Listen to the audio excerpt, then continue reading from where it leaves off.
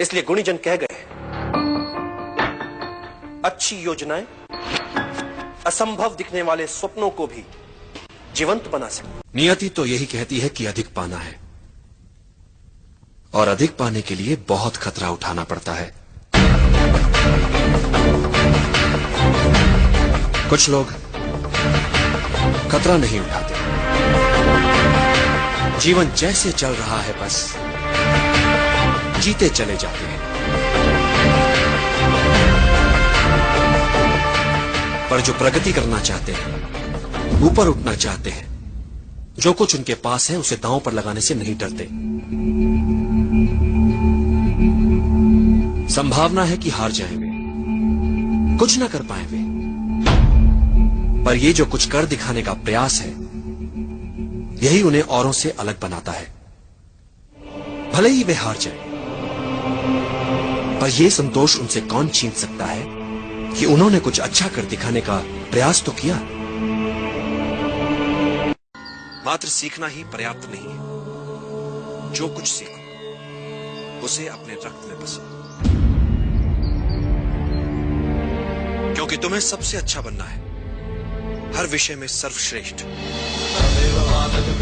और एक बात, सच्चा योद्धा ना तो शारीरिक बल से बनता है और ना ही अस्त्र शस्त्र के ज्ञान से। सच्चा योद्धा बनता है मात्र अपनी बुद्धि से।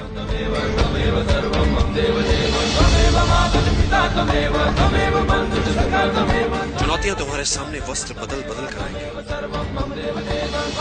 यदि तुम्हें अपना लक्ष्य याद रहा तो हर चुनौती, हर परीक्षा तुम्हें कुछ न कुछ अवश्य सिखाएगी। एक निराशावादी को हर अवसर में एक कठिनाई दिख जाती, और एक आशावादी को हर कठिनाई में एक अवसर दिख जाता। भाग्य के सभी अवसर हमारी आत्मा में सुषुप्त अवस्था में होते हैं। तुम्हें बस उचित समय की प्रतीक्षा करनी। लक्ष्य प्राप्ति के लिए दो मार्ग होते हैं चंद्रगुप्त, एक सरल मार्ग तो दूसरा कठिन। सरल मार्ग सदैव लुभाता है, परंतु लक्ष्य तक पहुंचने से पहले ही भटका देता है। एवं दूसरा कठिन मार्ग, वो लंबा हो सकता है किंतु लक्ष्य तक अवश्य पहुंचाता है। कि शत्रु जो चाल चले उसकी चाल के अनुसार तब तक चलते रहो जब तक उसे विश्वास ना हो जाए कि तुम उसकी चाल में उलझ चुके हो, और जब शत्रु असावधान हो जाए उसे उसी की चाल में उलझाकर मार दो। आचार्य, मुझे ये आप ही ने सिखाया कि युद्ध बल से नहीं बुद्धि से जीतना चाहता है। इसलिए मैं भी पहले कार्विनाग की कमियों का पता लगाऊंगा और फिर वहां वार करूंगा जहां वार करने से उसे सबसे अधिक चोट लगेगी। मैं जब भी कोई योजना बनाता हूं तो उसकी सफलता को लेकर संशय मेरे मन में भी रहते हैं। मैं योजना की परिकल्पना को अनुभव और अंतर्दृष्टि के साथ सोचे समझे संभावित संकटों का ध्यान रखते हुए कार्य में लाने का प्रयास करता हूं, किंतु कार्य की सफलता योजना, भाग्य और अंतरात्मा के स्वर के मिले जुले असर से तय होती है। कार्य की सफलता में इन तीनों की बराबर की भूमिका होती है। यदि तुम्हें सहायता चाहिए तो उसे पैदा भी तुम ही को करना पड़ेगा। कि जिसने जीवन में कभी कोई त्रुटि ही नहीं की, उसने भला जीवन से क्या सीखा। हमें ना तो अपने बीते समय को लेकर अनावश्यक रूप से कोड़ना चाहिए और ना ही अपने भविष्य को लेकर अनावश्यक रूप से उत्सुक होना चाहिए। वर्तमान सत्य है, उसी पर पूरा ध्यान केंद्रित होना चाहिए। किंतु कैसे? बीते समय से शक्ति बटोरो और सजग होकर गढ़ो अपना वर्तमान। भविष्य अपने आप संवर जाएगा। सदैव याद रखो, युद्ध कला को मुख्य 5 तत्व नियंत्रित करते हैं। स्वर्ग या भाग्य, धरती या कर्म, सेनापति, संचालन विधि एवं अनुशासन, और इन सबसे ऊपर सबसे महत्वपूर्ण है नैतिक नियम। नैतिक नियम वो नियम होता है जिसमें प्रभाव और विश्वास के कारण प्रजा अपने राजा के प्रति प्रतिबद्ध रहती है। राजा के प्रति यह प्रतिबद्धता एक ऐसा नैतिक जाल होता है जिसमें उलझाकर आप जनता से जो चाहे करवा सकते हैं। आप जनता को आशा के जाल में इस नैतिकता से उलझा सकते हैं, जबकि वास्तविकता में आशा हो ही ना। आप इस नैतिक जाल की सहायता से जनता को आशा ना होते हुए भी यह विश्वास दिला सकते हैं कि आशा है। इस तरह से आप उनके स्वाभिमान को उकसा सकते हैं, उनके आत्माभिमान को उबार सकते हैं कि वे अपने लिए अन्य विकल्पों के होने के उपरांत भी आपके लिए अपने प्राण तक न्यौछावर करने के लिए तत्पर हो जाते हैं। कि बच्चों को पहले 5 वर्ष तक अपने हृदय का टुकड़ा मानकर भरपूर प्रेम देना चाहिए।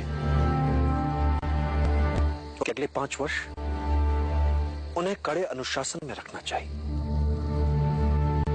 और जब वे 16 वर्ष के हो जाएं, तो उन्हें अपना प्रिय मित्र मान लेना चाहिए। अति बुद्धिमान क्या होता है? सामान्य बुद्धि चातुर्य से कुछ अधिक। संकट में बुद्धिमान नहीं, वो बचेगा जिसमें अनुकूलन की क्षमता अधिक हो, जिसने स्वयं को परिस्थितियों के अनुरूप ढाल लिया, वही संकट से बच पाएगा। और यही सार्वभौमिक नियम है। यदि तुम राजा को नियंत्रित ना कर सको तो उस व्यक्ति पर नियंत्रण बनाओ जो राजा के विचारों को नियंत्रित कर सकता है। कोई भी व्यक्ति असाधारण बुद्धिमान नहीं होता। व्यक्ति या तो बुद्धिमान होता है या मूर्ख। असाधारण क्या है इसमें? हम सभी सामान्य मानव हैं, वे भी हम जैसे ही हैं। एक बात सदैव याद रखना इंद्रदत्त, राजनीति के इस खेल में शासक के पास सबसे घातक हथियार शासित की सोचने की शैली को लेकर उसकी समझ होती है। एक सच्चा नायक बल या छल से नहीं, उदाहरण प्रस्तुत करके अपने साथियों का नेतृत्व करता है।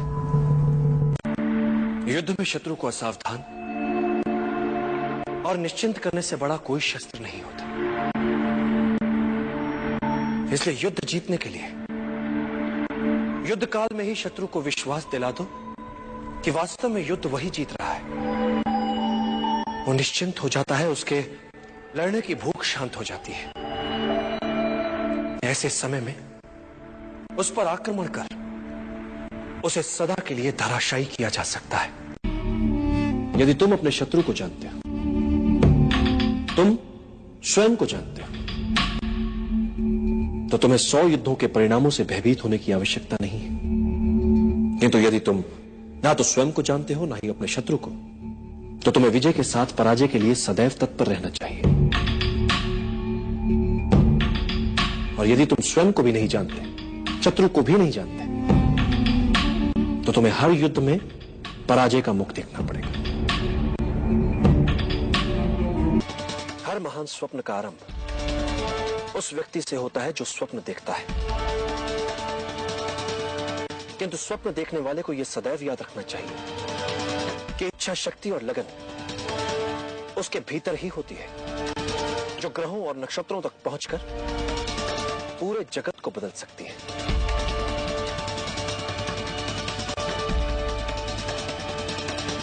एक बात और चंद्र, सभी विचार अचानक अपने नहीं हो जाते। सभी स्वप्न यकायक मूर्त रूप नहीं ले लेते। इसके लिए व्यक्ति को धैर्य के आसन पर जमकर बैठने का अभ्यास करना होता है, क्योंकि नियति जब घटनाओं की गति को विराम देती है तो समझ लेना चाहिए कि वो हमें उचित अवसर की प्रतीक्षा करने का संकेत दे रही है। इसलिए धैर्य का साथ कभी मत छोड़ो। समय का धड़कने वाला हृदय ही संभावना होती है। भले ही ये लोग आज तुम्हें नहीं सुन रहे चंद्रकांत, किंतु जब ये तुम्हें समझेंगे तब तुम्हें सुनेंगे भी और तुम्हारा साथ भी देंगे। बस तुम्हें उचित समय की प्रतीक्षा ही तो करनी है। सबसे बड़ा शस्त्र मनुष्य की बुद्धि और उसका विवेक होता है।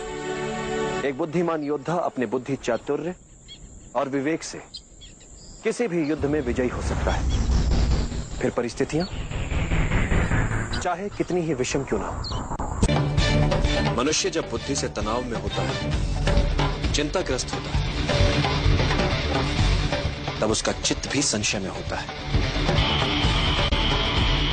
ऐसे समय में उसके मस्तिष्क, उसकी बुद्धि से खेला जा सकता है, अपने विचार उस पर रोपे जा सकते हैं।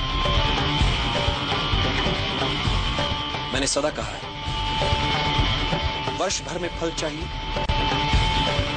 तो धान की बुवाई करो, 10 वर्षीय योजना हो तो पेड़ उगाओ, और योजना यदि जीवन भर की हो तो लोगों को शिक्षित करो। नेता वो है जो दल के हर सदस्य को साथ ले, उनकी क्षमताओं का उचित उपयोग ले और हर परिस्थिति का सामना करते हुए अपने लक्ष्य को प्राप्त करें। हम अकेले आए हैं, अकेले ही जाएंगे। जैसे कर्म करेंगे वैसे ही फल पाएंगे। जो बीत गया उसे भूल जाओ, जो कर रहे हो उस पर विश्वास रखो, जो होगा उसकी चिंता छोड़ दो। बस तुम्हें मात्र अपने कर्म करने, पुरस्कृत करने का कार्य नियति का है, करेगी। अच्छे कर्म, अच्छे ही फल। अनित्य होती है पराजय। व्यक्ति चाहे तो फिर से प्रयास कर सकता है विजय के लिए।